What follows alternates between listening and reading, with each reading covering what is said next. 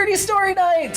This week is Jerome Assassinates Anime, and that's me. I'm not trying to be racist in this episode, I promise, although I can see how that can be construed that way. What I'm trying to do is make fun of the stereotypes of anime as someone who's not an anime fan, and just the impression of what I have that anime is.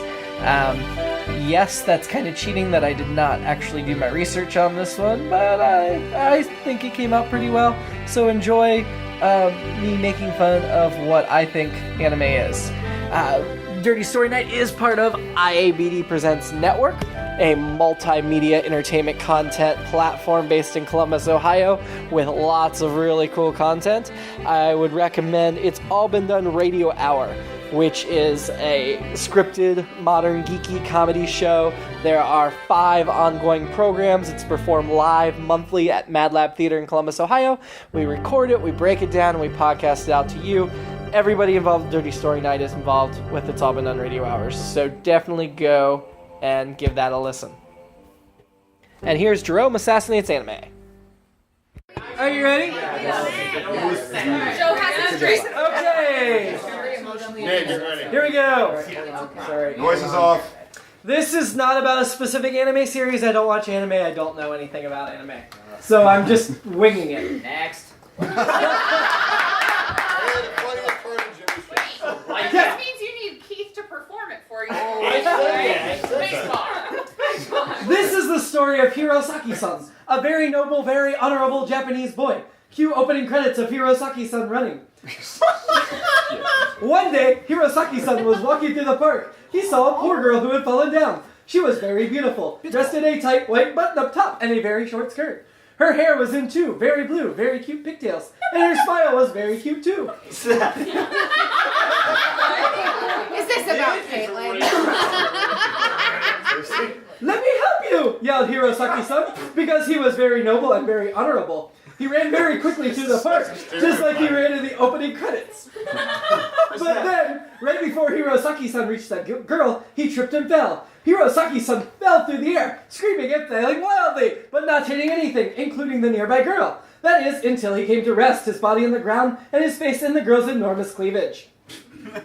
"Oh, so sorry," said Hirosaki-san, his cheeks turning bright red in embarrassment because he was very noble and very honorable. He quickly sat up out of her very big cleavage, which was very soft and smelled very much like strawberries. The very beautiful girl giggled into her hands. I know this is racist, I'm sorry. That's just anime. You can be racist when they're not here. It is okay, Hirosaki-san, she said. "You know my name?" asked Hirosaki-san. He was very surprised. "Oh, yes," said the very beautiful girl. "I sit behind you in chemistry." "I know," said Hirosaki-san, who was suddenly very embarrassed again. His cheeks turned very red. He did not recognize the very beautiful girl from her place on the ground, but now he did. Her name was Kurosuke Shima, and Hirosaki-san had a very big crush on her. "Aww. Thank you for trying to help me, Hirosaki-san," said Kurosuke Shima. "How can I repay you?" Penis.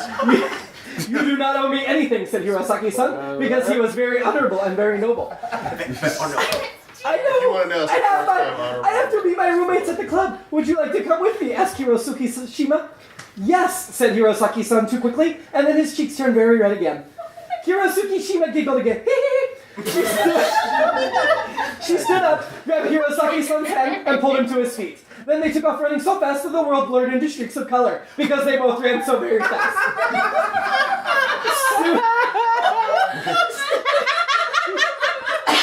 Soon they arrived at the club. There was a very large, very stern guard with a top knot guarding the door.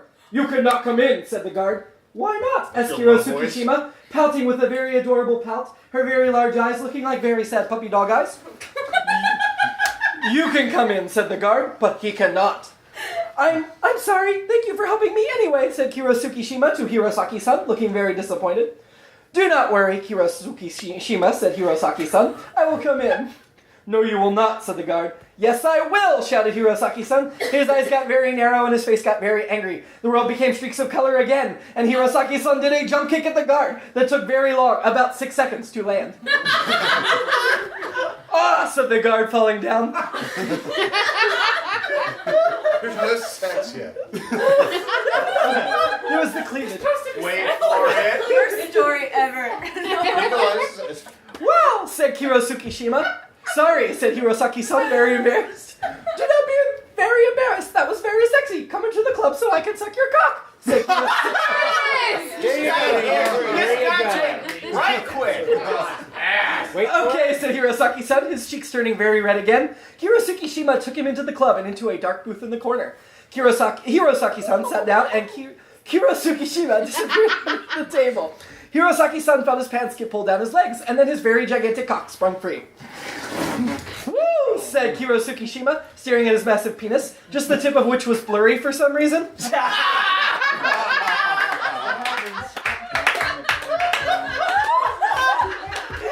After staring down with it with very much awe, Hirosukishima took it in her mouth and went up and down for a very short time with a very repetitive motion. Hirosaki-san grabbed the side of his seat, eyes closed, and grunted. With some weird chimes, he suddenly exploded, his cum shooting in very separate bursts to land on Hirosukishima's very cute face and very blue hair.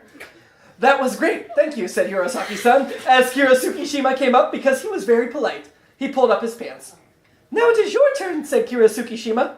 What do you mean? Asked Hirosaki-san, because he did not know that guys were supposed to give oral pleasures to girls too. Suck my penis now, said Hirosukishima. She knelt on the bench beside Hirosaki-san and lifted her pleated skirt. She had an even bigger cock than Hirosaki-san. They always do. He turned very red again in embarrassment because he was very straight. What? Asked Hirosaki-san. Suck it now, said Hirosukishima, turning very angry. Without waiting for Hirosaki-san to answer, she grabbed his head and shoved it down on her futanari dick. Hirosaki-san had tears in his eyes and looked very unhappy, but he had no choice. Hey, Rumi, said a very beautiful girl who looked almost exactly like Hirosukishima, including very big boobs in the same outfit, but with pink hair instead of blue. Okay. Hello, Nagosaki, said Hirosukishima. Your boy is very cute. May I share him? Asked Nagosaki. Yes, please, said Hirosukishima. Hirosaki-san, his mouth full of futowood, flailed his hands behind him, trying to ward off the other very beautiful girl. If she had a penis too, he did not want to know about it. That's a wife policy. Yes. Nagosaki giggled, then lifted her skirt. She did not have a penis. She had a very lot of tentacles. They came out of her very hairless crotch, which was slightly blurred.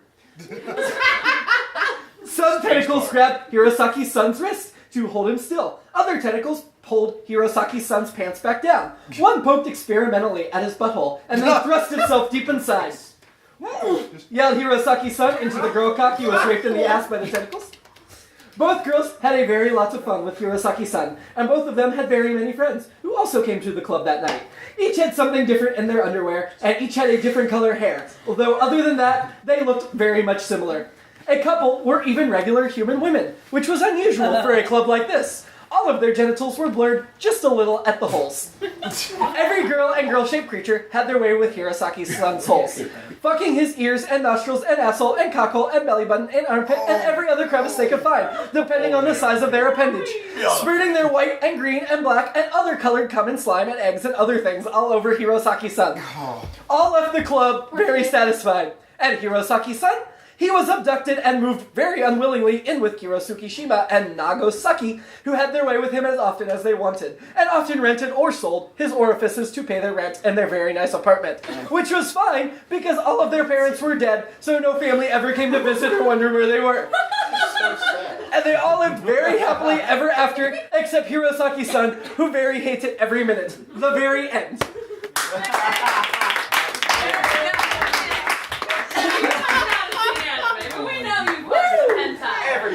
Very glad there's no. I may have seen a little bit of hentai. I kind of wish I